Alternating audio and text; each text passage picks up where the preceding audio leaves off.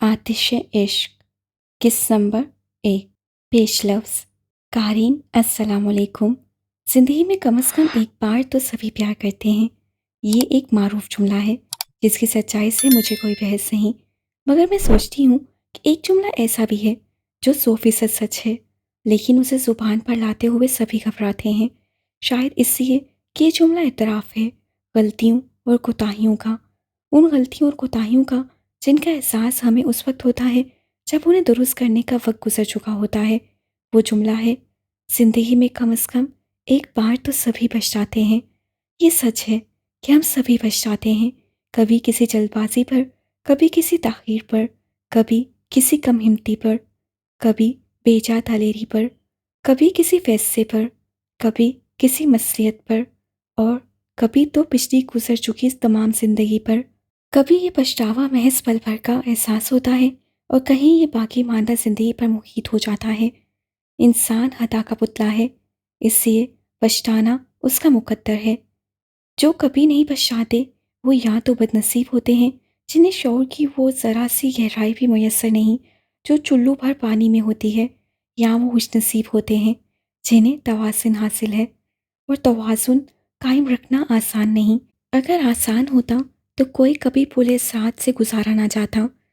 इस ख्याल को बयान करने के लिए मैंने इश्क का सहारा इससे लिया कि इश्क हकीकी हो या मजाजी, यखलख्त रोनुमा होने वाली तब्दीलियों से मशरूत है। इस सरकश जज्बे के पाँव जहाँ पड़ जाए वहाँ चीज़ों का अपनी जगह से सिरकना लाजिम है। अगर यूँ ना हो तो जान लें वो जज्बा इश्क नहीं कुछ और है, और हर शय का अपनी जगह से हट जाना क़यामत की निशानी है। क्योंकि जब एक सिस्टम में मौजूद चीज़ें अचानक अपनी जगह छोड़ देंगी तो टकराव अनअवॉइडेबल होगा, मतलब तबाही यकीनी है।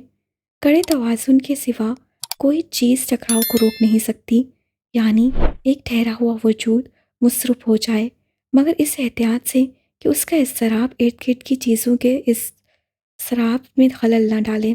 साकिन का तवाज़ुन कमाल नहीं, मुस्तरब का तवाज़ुन कमाल है, और हकीकी इम्तिहान भी। इश्क आतिश के कुछ किरदार आपको तवाज़ुन कायम रखने की कोशिश करते नजर आएंगे, तो कुछ किरदार टकराव के नतीजे में रेसा रेसा होकर बिखरते हुए मिलेंगे, और कुछ किरदार ऐसे भी होंगे जिन्हें आखिरकार पछतावे जकड़ लेंगे। मैं अल कुरैश पब्लिकेशर्स का शुक्रिया अदा करती हूँ जिन्होंने इश्क आतिश को किताबी शक्ल में आप तक पहुँचाया, मगर इसके साथ ही मैं किरण डाइजेस्ट की मशकूर हूँ, क्योंकि इस किताब के मरतब होने की नौयत ही ना आती अगर किरण डाइजेस्ट इस नावल को किस्वार शाया ना करता। आखिर में दुआओं की दरख्वास्त है। खुदा हाफिज़। सादिया राजपूत। कौन कहता है ज़िंदगी समझी और समझाई नहीं जा सकती, जबकि मुर्दा जिस्मों से भरे कब्रिस्तान कुदरत की यूनिवर्सिटीज़ हैं, और 2 गज ज़मीन तले दबा हर शख्स ज़िंदगी का प्रोफेसर। तो फिर ऐसा क्यों होता है, हम पैदा होते हैं, मर जाते हैं, पर जी नहीं पाते, या हमने तो बस वक्त को जीना सीखा है, ज़िंदगी को तो हमने कभी जिया ही नहीं। और जब यही वक्त हमारे पास ख़त्म हो जाता है तो सोचते हैं कि हम जो उम्र भर वक्त के किताबचे में नफ़ा और नुकसान दर्ज करते रहे, तो वो कौन सा पैमाना था जो इस नाप तोल के काम आया। और क्या कोई ऐसा फार्मूला भी है जो बता सके कि नफ़ा फ़ायदे के सिवा कुछ भी नहीं, और नुकसान तो बस नुकसान ही दे सकता है। जबकि सच तो ये है कि ज़िंदगी नफ़ा देती ही कब है, ये तो सौदा ही घाटे का है। हम तो अदम में बहुत आराम से थे, फिर इस ज़िंदगी के हाथों वजूद में बदल कर इस मुतसाद दुनिया में आए, यानी आजमाइश में डाले गए। और आजमाइश में ना तो नफ़ा की उम्मीद होती है और ना नुकसान की, मगर हैरत है फिर भी हम हसारे की फ़हरिस्त मुरतब करते रहे। ज़िंदगी को तो जैसा गुजरना था वैसे ही गुजर जाती, कम से कम वक्त रुसत ये खालिश तो ना होती कि हमने जो नुकसान का खाता बंद कर दिया होता तो शायद ज़िंदगी कुछ सहल हो जाती। मगर हम समझते ही नहीं, और वक्त है कि ख़त्म होता जाता है, कभी दूसरे का तो कभी हमारा। सदियों से यही खेल खेला जा रहा है। हम आते हैं, सीधे रास्तों को खुद अपने लिए पचीदा बनाते हैं, और ये कहते गुजर जाते हैं, अब जो देखें तो कोई ऐसी बड़ी बात ना थी। ये शब व रोज़ माह व साल का पुरपेच सफ़र कदरे आसान भी हो सकता था। हम ज़रा ध्यान से चलते तो वो घर जिसके दरो बाम पे वीरानी है, जिसके हर ताक पे रखी हुई हैरानी है, जिसकी हर सुबह में शामों की परेशानी है, उसमें हम चैन से आबाद भी हो सकते थे।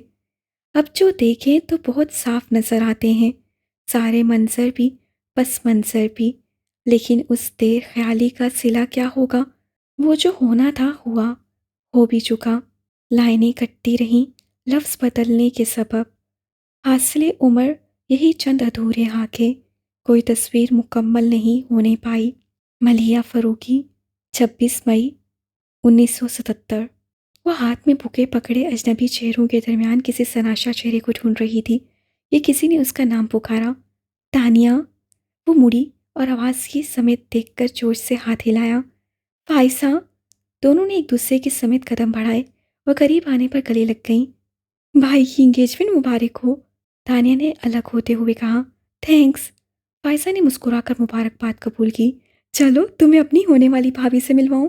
फिर तानिया का हाथ पकड़कर स्टेज पर चढ़ गई। तानिया ने फाइसा के भाई को विश करके उसके साथ बैठी सजी संवरी और कुछ शर्माई सी लड़की को बुके पेश किया और फिर चंद जुमलों के तबादले के बाद फाइसा के साथ ही स्टेज से नीचे उतर गई। तुम्हारी मम्मी नजर नहीं आ रही? अभी तो यहीं थी, फाइजा ने इधर उधर नजर दौड़ाते हुए कहा। फिर तानिया को लेकर आगे बढ़ गई। सुनो, तानिया ने उसे मुहातिब किया जो चलते चलते रुककर मेहमानों से हाल अहवाल भी दरियाफ्त करती जा रही थी। हम्म। फाइजा ने उसकी तरफ देखा कर कहा। वो नहीं आया? कौन? किसकी बात कर रही हो? वो मुस्कुराहट दबाकर अनजान बनते हुए बोली। तुम्हारे कज़न की। तानिया ने संजीदगी से कहा। फाइजा मुस्तकिल शरारत के मूड में थी। मेरे तो सभी कज़न यहाँ हैं। फाइजा की लापरवाही अरूज पर थी। मैं शयान का पूछ रही हूँ, बिलागी तानिया ने चिढ़कर कहा। अच्छा तो यूं कहो ना। उसके बनकर बोलने पर तानिया ने उसे हाथ जड़ दिया। मार क्यों रही हो, बस आता ही होगा। वैसे भी उसकी पुलिस ट्रेनिंग ही खत्म हुई है, अभी पोस्टिंग के ऑर्डर नहीं आए। और ऐसे फारिग बंदे के लिए दावत उड़ाने से अच्छी मसरूफियत क्या हो सकती है? बात खत्म करते ही वो पीछे हटी, कहीं तानिया शयान की हमायत में उसे एक थप्पड़ और न चढ़ दे। तानिया ने उसे घूरा मगर फिर कसर नज़रअंदाज करते हुए पूछा। एक बात तो बताओ। पूछो। सूरत हाल काबू में देखकर फायजा उसके बराबर आ खड़ी हुई। शयान किस रिश्ते से तुम्हारा कज़न है? असल में मेरी मम्मी शयान की मदर की कज़न है। अच्छा। सर हिलाते हुए तानिया ने सामने देखा तो उसकी नज़र डिनर सूट में मुलबूस शयान के तराज कामत वजूद पर पड़ी। उसने फायजा को पकड़कर झंझोड़ दिया। शयान आ गया। शुक्र है, नहीं तो तुम मुझे मार डालती। हुकूमत। तानिया ने शयान को देखते हुए उसे डांटा जो सीधा उन्हीं की तरफ आ रहा था। क्या हो रहा है? वो पास आकर बोला। तुम्हारे आने की खुशी में तानिया मेरा गला दबाने वाली है। फायजा बेचारगी से बोली। शान ने पहले उसकी शक्ल देखी, फिर तानिया की, जिसके दोनों हाथ पीछे से फायजा के शानों पर थे। तानिया ने बदक कर अपने हाथ हटाए और जोर से उसे धक्का देकर बोली। दफा हो जाओ। हाँ हो रही हूँ, वैसे भी तुम जैसे कबाबों की हड्डी बनने में अपना ही नुकसान है। और हाँ, वो जाते जाते वो बोली। यहाँ से हिलना मत, मैं मम्मी को लेकर आती हूँ। वो चली गई तो शयान ने मुस्कुराहट दबाकर पूछा। क्या तुम वाकई उसको मार रही थी? बेकार की बातें मत करो, तानिया बुरा मनाकर बोली। तुम्हें नहीं पता उसे एक्टिंग करने का कितना शौक है? तानिया। कुछ पल की खामोशी के बाद शयान ने उसे पुकारा तो वो सर उठाकर उससे देखने लगी। एक बात कहूँ? कहो। शोल्डर कट बालों को चेहरे से हटाकर वो संजीदगी से उसकी तरफ मतवज्जा होकर बोली। तो धीरे से मुस्कुराकर बोला। पहली बार तुम्हें यूं सजरे संवरे रूप में देख रहा हूँ, अच्छी लग रही हो। वो पजल हो गई। वाकई वो हमेशा बहुत सादा से हुलिये में रहा करती थी, अपनी तरफ से हासिल लापरवाह। लेकिन आज खिलाफ मामूल हल्की एम्ब्रॉयडरी की शिफॉन की शलवार कमीज में दुपट्टा कंधों पर डाले, हल्के मेकअप के साथ मैचिंग ज्वेलरी पहने काफ़ी मुख्तलिफ लग रही थी। और तो और आज बाल भी बैंड की कैद से आज़ाद शानों पर लहरा रहे थे। शयान के इस कदर डायरेक्ट जुमले पर हालांकि वो एक पल को ही गड़बड़ाई थी, फिर भी महसूस सी हंसी हंसकर ताने ने हल्की से उसकी तरफ समेत देखा। क्या यही कहना था? वो फौरन बोली। नहीं, कहना तो कुछ और है, पर सोचा तुम्हारी थोड़ी सी तारीफ कर दूं। सुना है लड़कियों को अपनी तारीफ बहुत अच्छी लगती है, फिर उनसे जो भी कहा जाए वो फौरन मान जाती हैं। तुम क्या मनवाना चाहते हो? शयान की बात से क्यास लगाकर उसने आबरूज खाकर पूछा। कुछ भी कहने से पहले वो कुछ पल चुप रहा, जैसे अल्फाज तरतीब दे रहा हो। फिर धीरे धीरे बोलने लगा। तानिया, मैं नहीं जानता मैंने कब इस तरह से सोचना शुरू किया, मगर ये बात मेरे दिल में बहुत अरसे से थी, बस कभी कहा नहीं। सोचा मुनासिब वक्त आने पर तुमसे कहूँगा। कुछ लम्हे खामोशी से सिरक गए। वक्त पता नहीं मुनासिब है या नहीं, मगर मैं अब और इंतज़ार नहीं कर सकता। अपनी बात के आखिर में उसने तानिया की तरफ देखा, जो एकटक उसे ही देख रही थी। शयान का गंभीर लहजा, सहरसद अल्फाज और आंखों का वालहानापन। तानिया को लगा शयान आज वो सब कह देगा जिसे सुनने की ख्वाहिश 3 साल से उसके दिल में थी। तानिया, मैं तुमसे। Excuse me please. फायसा की तेज़ आवाज़ से तलिस्सम टूट गया और वो दोनों चौंक कर उसकी तरफ मुड़े, जो कदरे भारी जसामत वाले मगर ग्रेसफुल मर्द का हाथ पकड़े उनकी तरफ आती दूर से ही चिल्लाई थी, मम्मी तो बिजी हैं, मगर देखो मैं पापा को ले आई हूँ। वो बोलते हुए उनके पास आकर रुकी, फिर तारुफ करवाने लगी, तानिया इनसे मिलो, ये मेरे पापा हैं। फिर तानिया की तरफ इशारा करते हुए कहा, और पापा ये मेरी best friend Tania Farooqui, most eligible businessman Noorul Huda Farooqui की बेटी। हम दोनों एमबीए क्लासेस में साथ साथ थे। फायसा की बात पर वो पूरी तरह चौंके। तुम नूरुल हुदा की बेटी हो? जी। नूरुल हुदा फारूकी एक मशहूर शख्सियत थे और अक्सर तानिया के बताने पर उनके हवाले पर लोग चौंक कर ये सवाल करते थे। इससे तानिया ने कुछ खास नोटिस ना लिया। क्या आप मेरे पापा को जानते हैं? उन्हें कौन नहीं जानता? अब वो संभल कर बोल रहे थे। He is the leading industrialist of the country. और लास्ट वीक बिजनेस मैगजीन में जो उनका इंटरव्यू छपा था, कमाल का था। वो बहुत से लोगों के लिए इंस्पिरेशन है। एनीवे, एमबीए तो कंप्लीट हो गया, अब क्या कर रही हो? अपने पापा की तारीफ पर उसे फितरी तौर पर खुशी हो रही थी। उनकी बात के जवाब में वो मुस्कुरा कर बोली, पापा का ऑफिस ज्वाइन कर लिया है। गुड। वो खुशदिली से बोले, ओके बेटा, मुझे कुछ और मेहमानों को भी वक्त देना है, तुम लोग एंजॉय करो। वो नाकाबिले फहम अंदाज से मुस्कुराते हुए चले गए तो तानिया को यकदम से शयान का ख्याल आया। वो पलटी, मगर वहाँ कोई नहीं था। उसने तेजी से नसें दौड़ाईं, मगर शयान कहीं नजर नहीं आया। क्या बात है? फायसा ने उसे कुछ ढूंढते पाकर पूछा। शयान अभी तो यही था, कहाँ चला गया? अरे हाँ, ये अचानक कहाँ गायब हो गया? तानिया उसकी बात को अनसुनी करते हुए शयान की तलाश में गेट तक आई। उसने शयान को हॉल से बाहर निकलते देखा। शयान, बात सुनो। वो बेहद सा पुकारी, मगर शयान ने जैसे सुना ही ना हो और बाहर निकलता चला गया। तानिया उसके पीछे लपकी, मगर जब वो बाहर आई, शयान अपनी बाइक पर बैठकर जा चुका था। इस ख्याल ने तानिया को आसरदा कर दिया कि वो कुछ कहे बगैर ही चला गया। वो कितनी ही देर अंधेरे में बेहिस्सो हरकत खड़ी रही। वो कब से शयान के मोबाइल पर कॉल करने की कोशिश कर रही थी, मगर दूसरी तरफ फ़ोन बंद था। आ जाओ। दरवाजे पर दस्तक की आवाज़ पर उससे बुलंद आवाज़ में बेसारे से कहा और फिर से मोबाइल पर नंबर मिलाए। जी मामा। दरवाज़ा खोलकर अपनी मामा को अंदर आते देखकर उससे मोबाइल नीचे कर दिया। 2 बार हतीजा को तुम्हें बुलाने के लिए भेज चुकी हूँ, आकर खाना तो खा लो तानिया। उन्होंने उसे सरजनिश की। आप चलिए, मैं बस थोड़ी देर में आती हूँ। वो जिद हो रही थी, आखिर शयान ने मोबाइल ऑफ क्यों किया है? जब से ऑफिस से आई हो फ़ोन से चिपक कर बैठी हो, आखिर किसको फ़ोन कर रही हो? एक दोस्त को, जिस इडियट ने परसों से अपना मोबाइल बंद रखा हुआ है। और मैं उससे भी बड़ी इडियट हूँ जो बार बार उसका नंबर ट्राई कर रही हूँ। मोबाइल से नजर हटाए बगैर तानिया ने कहा और दोबारा नंबर डायल करने लगी तो मामा ने आगे बढ़कर मोबाइल उसके हाथ से लेकर साइड टेबल पर रख दिया। फ़ोन बाद में भी हो सकता है, अब चलो, तुम्हारे पापा इंतज़ार कर रहे हैं। पापा आ गए? वो गोद में रखा तकिया बेड पर रख कर उठ गई। हाँ, और तुम 5 मिनट में नीचे आ जाओ, वरना मैं तुम्हारे पापा को भेजती हूँ। वो धमकी में इस अंदाज में कहकर कमरे से चली गई तो तानिया ने भी फटाफट मुंह हाथ धोया और बार क्लिप में झकड़कर नीचे डाइनिंग रूम में आ गई और कुर्सी घसीट कर बैठते हुए नूरुल खुदा से कहा, क्या बात है पापा, आज आप 9 बजे ही घर पर नजर आ रहे हैं? बस बेटा, घड़ी ने धोखा दे दिया, वरना मैं तो 12 बजे के बाद ही घर आ गया हूँ। शायद अटक गई है। तानिया के शरारती अंदाज से पूछने पर संजीदगी से बोलते हुए आखिर में यूं उंगली से कलाई पर बंधी घड़ी को ठोकने लगे जैसे घड़ी वाकई अटक गई हो।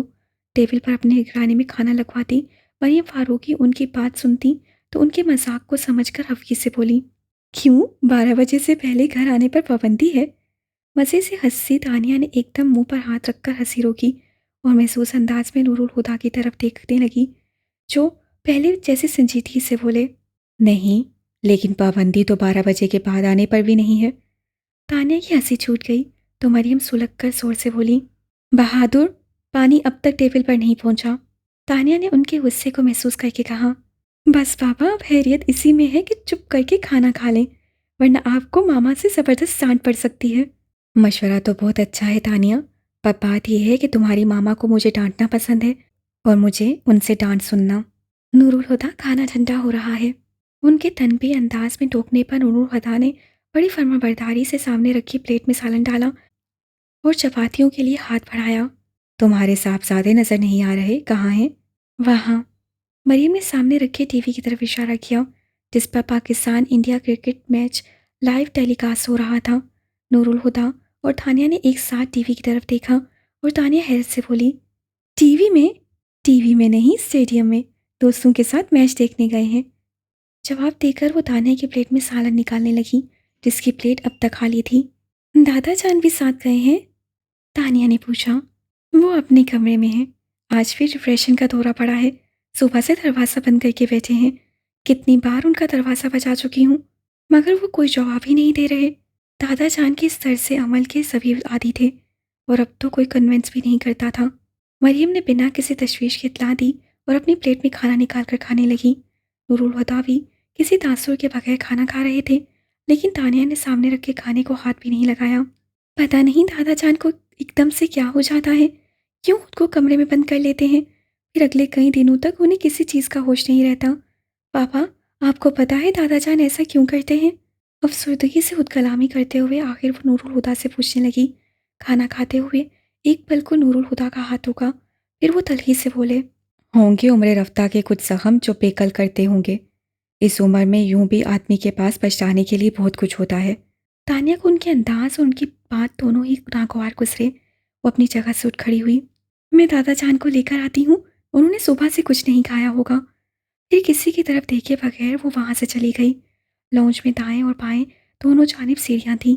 दाईं तरफ की सीढ़ियाँ ऊपर की मंजिल के कॉरिडोर से जुड़ी थीं, जबकि बाएं जानिब की सीढ़ियाँ बेसमेंट में जाती थीं, जहाँ स्टडी से मुल्हिक कुशादा लाइब्रेरी थी। बेसमेंट की इन्हीं सीढ़ियों की एक जानिब असर फारूकी का कमरा था। तानिया की कई बार के दस्तकों के बाद भी अंदर से कोई जवाब न आया। दरवाज़ा खोलिए दादा जान। मगर अंदर हनूस खामोशी का राज था। मैं आपको लेने आई हूँ और लिए बगैर नहीं जाऊंगी। जवाब नदारद। ठीक है, आपको दरवाज़ा नहीं खोलना तो ना खोले, मैं भी यहीं दरवाजे के पास ही बैठी रहूंगी। और फिर वो सचमुच दरवाजे के पास दीवार से टेक लगाकर बैठ गई। अगले कुछ और पलों की खामोशी के बाद हल्की सी क्लिक की आवाज़ के साथ दरवाज़ा खुल गया। तानी ने सर उठाकर देखा तो अजहर फारूकी जरा सा दरवाज़ा खोलकर चेहरा बाहर निकाले उसे देख रहे थे। अंदर आ जाओ। इतना कहकर वो दरवाज़ा खुला छोड़कर वापस मुड़ गए। तानिया उठी और अंदर कमरे में चली गई। बैठो। उन्होंने तानिया से बैठने को कहा तो तानिया को महसूस हुआ जैसे उनकी आवाज़ रूंधी हुई है। उनके चेहरे पर भी आंसुओं के निशान थे, आंखें झुका रखी थीं। फिर भी तानिया को अंदाज़ा था कि वो सुर्ख हो रही होंगी। हर बार की कैद तन्हाई के बाद उनकी हालत ऐसे ही दरगम हुआ करती थी। फिर भी तानिया को अजीब लगा। वो रिटायर्ड कर्नल थे और उनकी पारोब शख्सियत से झापसंदी टपकती थी। 70 बरस की उम्र में भी उनकी सेहत काबिल रख्श थी। कुछ सालों से ब्लड प्रेशर के मसले के सिवा उनको कभी कोई परेशानी नहीं हुई। अलबत्ता उम्र की ज्यादती की वजह से उनके शानी कदरे झुक गए थे, मगर उनके रोब, दबदबे और शख्सियत से यकसर मुख्तलिफ। ताने ने हमेशा उन्हें नरम मिजाज ही पाया था। उनकी कड़कड़ाती भारी आवाज़ ताने ने हमेशा सरगोशियों जैसी धीमी ही सुनी थी। गो मलाल की एक मुस्तकिल कैफियत उनके सुर्ख सफ़ेद चेहरे की मकीन थी। फिर भी तानिया को वो चट्टान की तरह मजबूत लगा करते थे, मगर इस वक्त तो वो बेहद कमज़ोर और शिकस्ता दिखाई दे रहे थे। तानिया दिल ही दिल में उलझती बेड के कोने पर टिक गई। वो आहिस्ता हरमी से चलते आतिशान के पास कुर्सी के साथ रखी तपाई तक आए। उस पर खुली पड़ी रेड कवर की एक डायरी उठाई और उसी तरह चलते स्टडी टेबल तक आ गए। डायरी को दराज में रखकर दराज को लॉक किया और चाबी हाथ में ले ली। फिर तानिया को मुखातिब किए बगैर कहा, मैं फ्रेश होकर आता हूँ, और कमरे में बने अटैच बाथरूम में चले गए। तानिया ने गैर दिलचस्पी से यहाँ वहाँ सर घुमाया, फिर थोड़ी के नीचे हाथ रखकर आतिशान के ऊपर लगी तस्वीर को देखने लगी। कुछ ही देर बाद अजहर फारूकी बाथरूम का दरवाज़ा खोलकर कमरे में आ गए। आओ चले, उन्होंने कहा। तानिया फौरन उठ खड़ी हुई। साथ साथ दोनों को डाइनिंग रूम के दरवाजे से आता देखकर नूरुल हुदा का मुंह की तरफ जाता हाथ वहीं रुक गया। उन्होंने नवाला प्लेट में रखा और अजीब सी नजरों से अजहर फारूकी को देखने लगे। कुर्सी खींचकर उन्हें बिठाते हुए तानिया ने अपने पापा को देखा तो ठटक गई। दूसरी तरफ नूरुल हुदा ने उसकी निगाहों को महसूस करके आंखें झुकाते हुए प्लेट से नवाला उठाकर मुंह में रखा, मगर उसे निकलने के लिए उन्हें पानी का सहारा लेना पड़ा। तानिया कस्सन उन्हें नजरअंदाज करके उठ भी बैठ गई। असर फारूकी की प्लेट में खाना निकालते हुए अटलाते हुए मरियम से कहा, देखा मामा, मैंने कहा तो दादा जान फौरन आ गए। दादा जान कभी मेरी बात टाल ही नहीं सकते। पर जिसकी माननी चाहिए थी उसकी तो उन्होंने कभी नहीं मानी। नूरुल हुदा के लहजे की दोषी को दोनों माँ बेटी ने महसूस किया था, मगर इस घर के गैरलानिया कानून में से एक कानून ये भी था कि उन बाप बेटे के मामले में कोई कभी नहीं बोलेगा। सो वो दोनों तो खामोश रहीं, मगर दादा जान के हाथ में पकड़ा पानी का गिलास छलक पड़ा था। ताने ने फौरन उनके हाथ पर हाथ रखा और ग्लास उनके होंठों से लगा दिया। पानी का खून भरते हुए असर फारूकी की आंखें टुपटुपा गई थीं। खाने के बाद वो अपने कमरे में सोने के लिए आई तो मोबाइल देखकर उसे शयान का ख्याल आया। बेड पर नींद दराज होते हुए उसने शयान को फ़ोन किया, मगर उसका सेलफोन हस्बे साबिक बंद था। बस बहुत हो गया, अब दोबारा ट्राई नहीं करूँगी।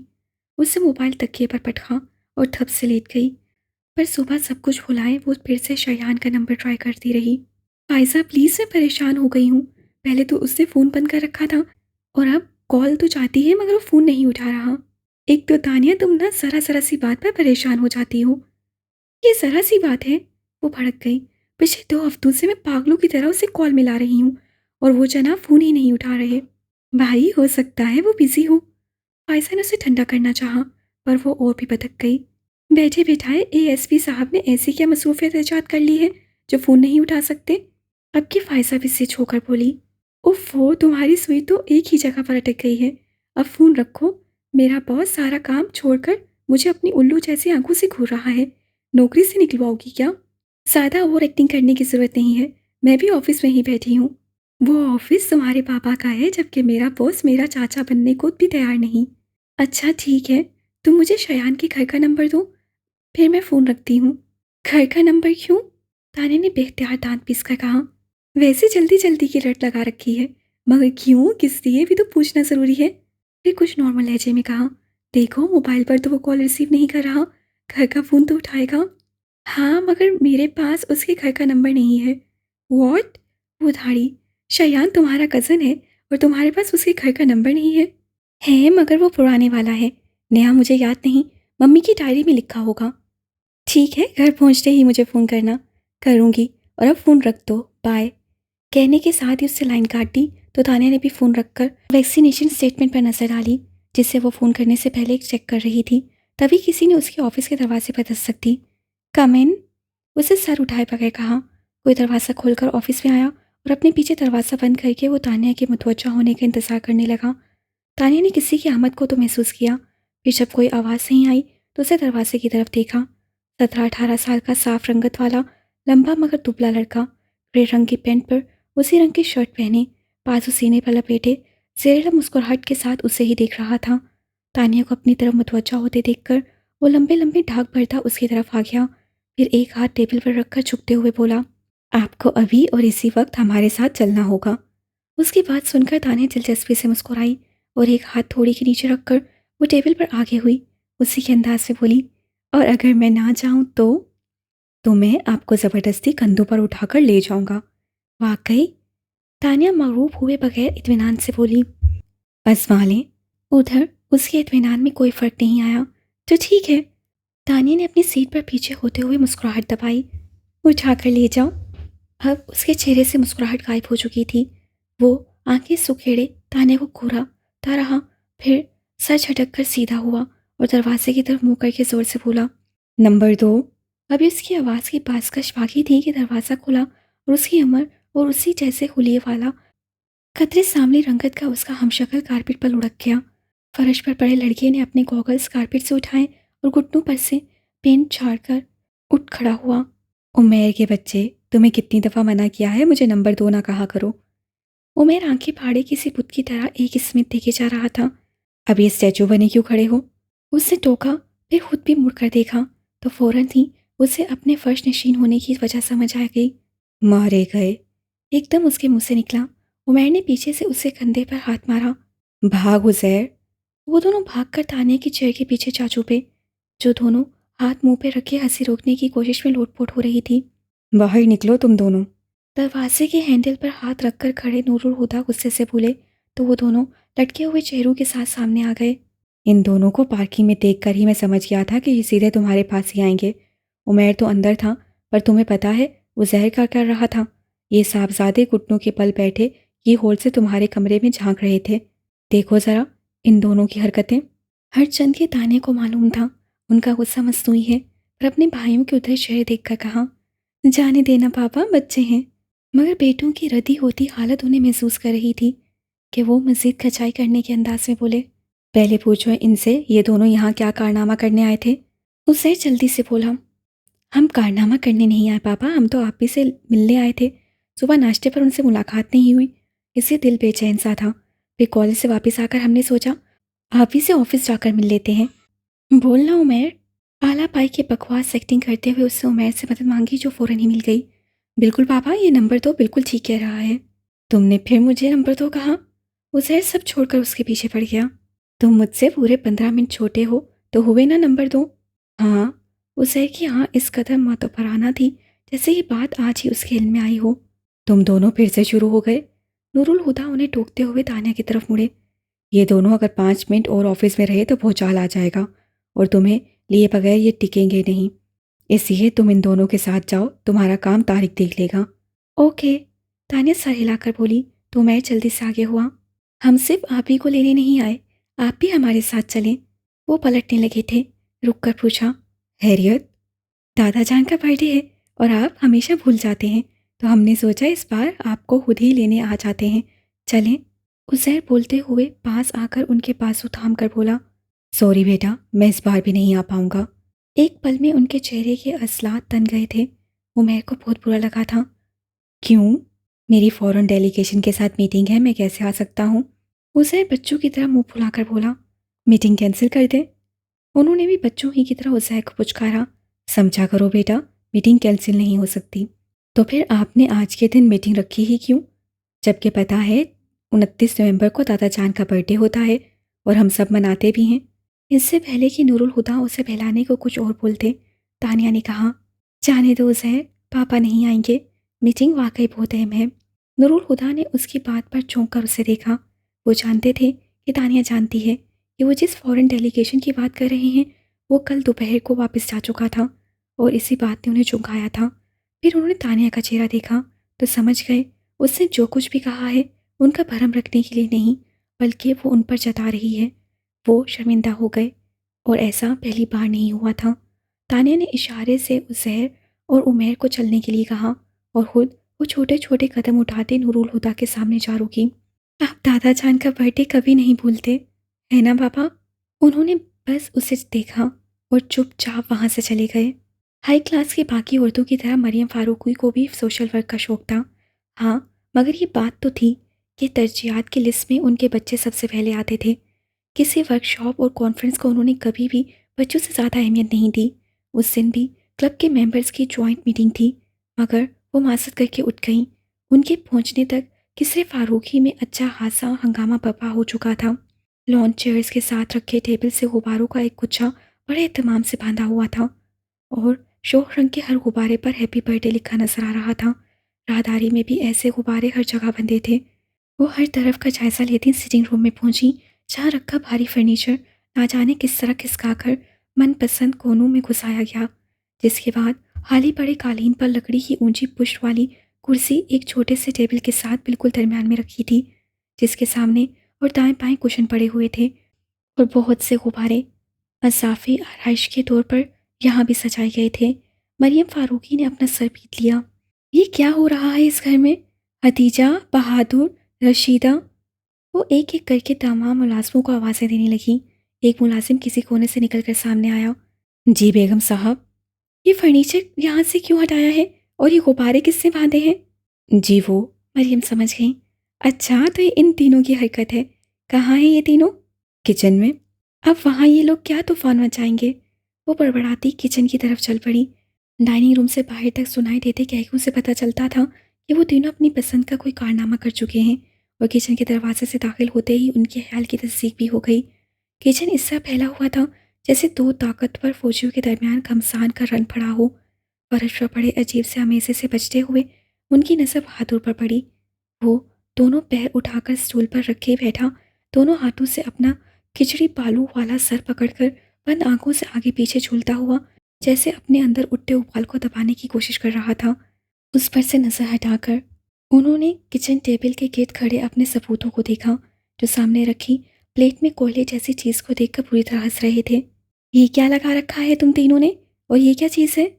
ना चाहते हुए भी वो झिड़क कर बोली, साथ ही प्लेट में रखे अजूबे के बारे में सवाल किया। केक?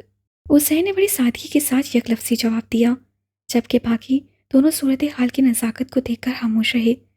ये केक है? वो हैरान हुई। किससे बनाया है? आप ही ने, वो फौरन बोला।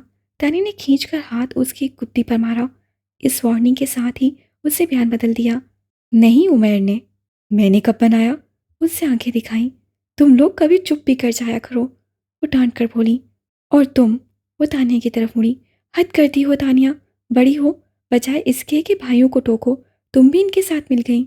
हम तो बस सादा चांद के लिए बर्थडे केक बना रहे थे, उससे कमजोर सी आवाज में सफाई दी। उमैर ने उसके जुमले को उचक्कर कहा, वो अलग बात है कि अवन से कोयला बरामद हुआ है। और वो तीनों खीखी करके हंसने लगे। वो कुछ नर्म होकर बोली, केक मैं बेक कर देती हूँ, मगर एक शर्त पर। क्या? तीनों हम आवाज होकर बोले। जितनी देर में मैं फ्रेश होकर आती हूँ, तुम तीनों किचन साफ करोगे और बहादुर सिर्फ निगरानी करेगा। उठो बहादुर, और देखना इनमें से कोई भागने ना पाए। वो चाचू ही तो बहादुर सीना चौड़ा करके स्टूल से उठ खड़ा हुआ। चले उमैर साहब, आप फर्श साफ करें, और तानिया बीवी, आप उजैर साहब के साथ मिलकर बर्तन धोएं। इतना मारूंगी ना, याद रखोगे। तानिया ने धमकाने के अंदाज में हाथ उठाया तो बेचारा बहादुर वहीं दबक गया।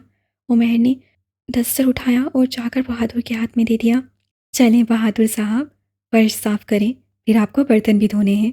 मरियम वापिस आई तो बहादुर रगड़ रगड़ कर फर्श साफ कर रहा था। उन्होंने तीनों को घूरा, जो खुद भी गड़बड़ा गए थे। क्या कहा था मैंने? हम तो फर्श साफ कर रहे थे बहादुर, खुद ही। शट अप, उन्होंने ताने को बीच में ही चुप करवा दिया। फिर बहादुर को एक तरफ स्टूल पर बैठने को कहा और उन तीनों से पूरा किचन साफ करवाया।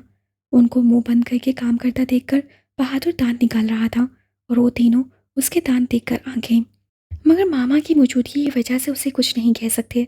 वो जब केक बेक कर चुकी तो तीनों को लेकर सिटिंग रूम में आ गई और उनकी अरेंजमेंट को छेड़े बगैर उन्हीं से सारा फर्नीचर उसकी जगह पर वापस रखवाया।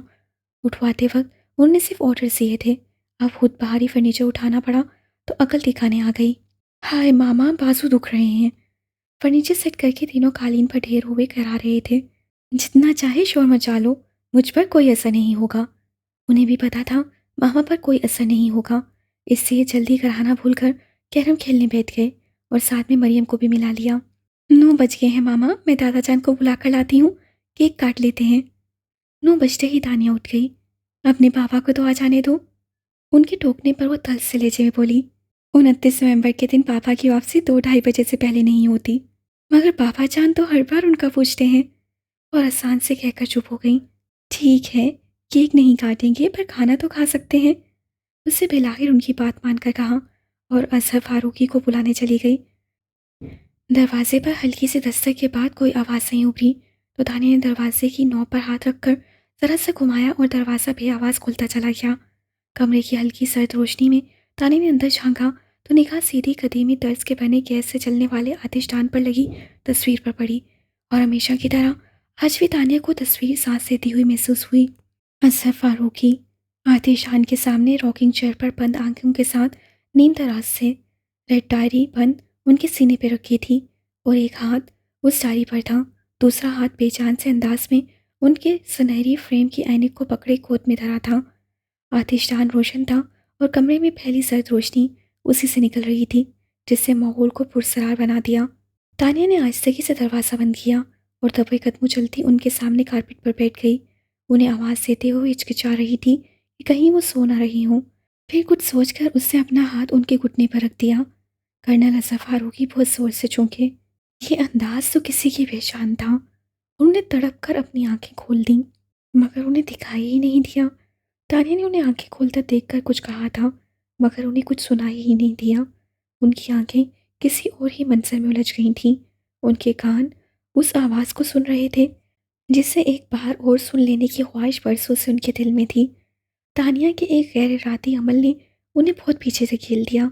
Happy birthday to you, happy birthday to you, happy birthday dear बाबा। आतिशान के सामने रॉकिंग चेयर पर नीमदराज असर फारूकी ने उसकी गुनगुनाती आवाज़ भी सुनी थी और उसका अपने कदमों में बैठना भी महसूस किया था। फिर भी वो आंखें बंद किए उस पल का इंतज़ार करते रहे जब वो उनकी सारी थकन समेट लेती और फिर उसे बहुत आहिस्ता से उनके घुटने पर हाथ रख दिया। असर फारूकी ने धीरे से आंखें खोलकर आसमानी रंग के कपड़ों में मलबूस उस आसमान की परी को देखा जिसके चेहरे के गिर्द फिर लंबे सुनहरी माइल घने बाल रात और चांद का अक्स लग रहे थे। वो धीरे से मुस्कुरा दिए। वो खिलखिलाकर हंस पड़ी। हैप्पी बर्थडे बाबा जान। थैंक यू बेटा, वो बोले और शिकायत करने लगे। तारीख बदलने में अब बस चंद मिनट ही बाकी हैं।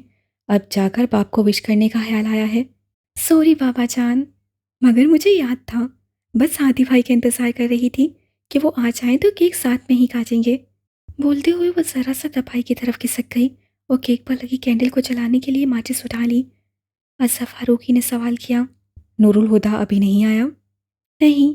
तो फिर उसे आ जाने दो। माचिस जलाते उसके हाथ वहीं रुक गए।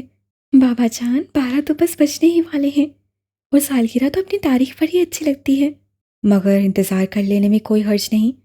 अपनी बात कहकर वो उठे और खिड़की के साथ रखे स्टडी टेबल पर तरतीब से रखी किताबों में से एक किताब उठाकर उसके वर्क पलटने लगे और वो चुप सी हो गई।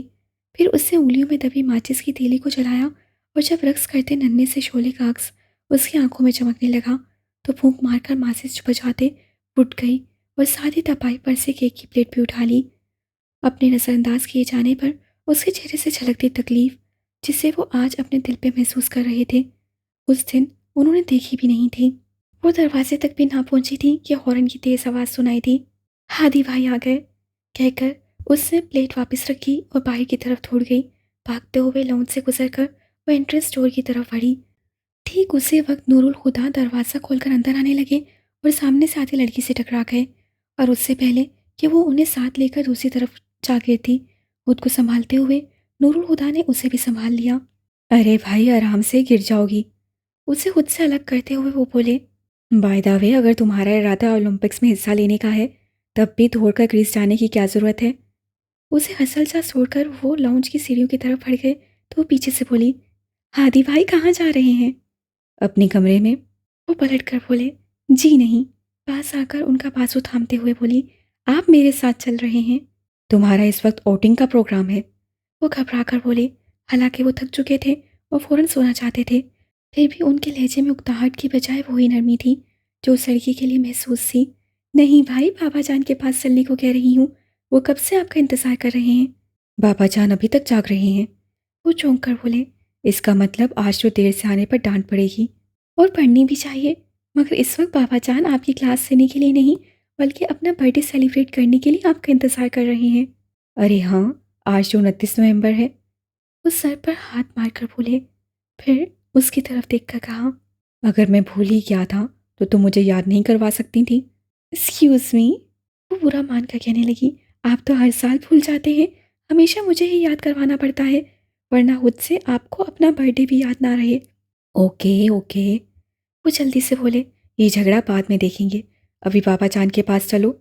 फिर उसके कंधों पर बाजू फैलाकर साथ लिए वो बाबा जान के कमरे में आ गए।